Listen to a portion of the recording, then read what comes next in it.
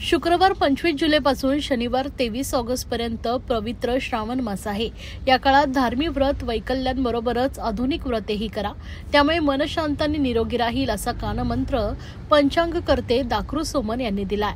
पंचांगकर्ते दाखरू सोमन म्हणाले, श्रावण महिन्यात वेगवेगळी व्रते करण्याची प्रथा आहे। ही व्रते मनाचं आरोग्य उत्तम राहावे, संयम राखण्याची सवय व्हावी यासाठी सांगण्यात आलेली आहे।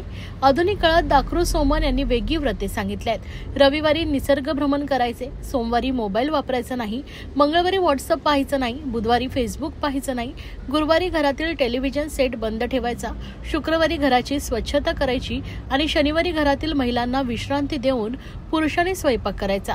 असं केल्याने आपल्या मनाचे आरोग्य नक्कीच चांगले राहील असा विश्वास दाखरू सोमन यांनी व्यक्त केला आहे। शुक्रवार 25 जुलैपासून शनिवार 23 ऑगस्ट पर्यंत पवित्र श्रावण मास आलेला आहे। श्रावण महिन्यात रविवारी आदित्य पूजन, सोमवारी शिवपूजन, मंगळवारी मंगळागौरी पूजन, बुधवारी बुध पूजन, गुरुवारी बृहस्पती पूजन, शुक्रवारी जीवंतिका पूजन आणि शनिवारी अश्वत्थ मारुती पूजन करण्याची प्रथा आहे। नवीन विवाह झालेल्या गृहिणी दर सोमवारी वेगवेगळ्या मुठभर धान्य भगवान शंकराला वाहतात।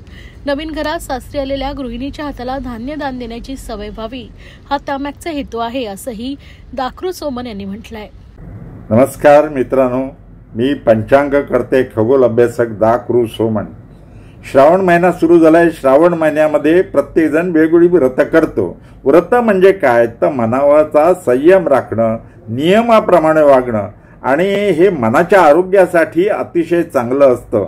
तेव्हा या आधुनिक काळामध्ये आपण आधुनिक व्रत करूया। पहिलं म्हणजे रविवारी कुटुंबासमवेत निसर्ग भ्रमण करायचा, आनंद लुटायचा, दुःख चिंता विसरायची। सोमवारी मोबाईलला स्पर्श करायचा नाही, हात लावायचा नाही। कठीण व्रते उपास करणं सोपं, पण मोबाईलला हात न लावणं हे फार कठीण आहे, पण संयम बघूया।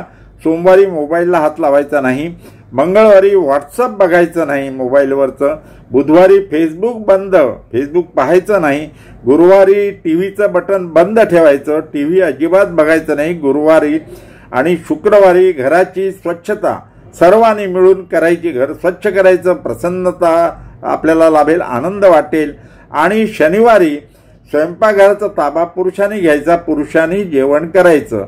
म्हणजे भगिनी महिला वर्षभर 365 दिवस भोजन करीत असतात, त्यामध्ये काय अडचणी येतात ते पुरुषांना कळेल आणि जबाबदारीची जाणीव होईल।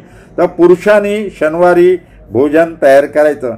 या श्रावण महिन्यामध्ये ही आधुनिक व्रत आपण अंगीकारूया आणि पाहूया आपला नियम, आपला संयम किती वाढतो ते। धन्यवाद।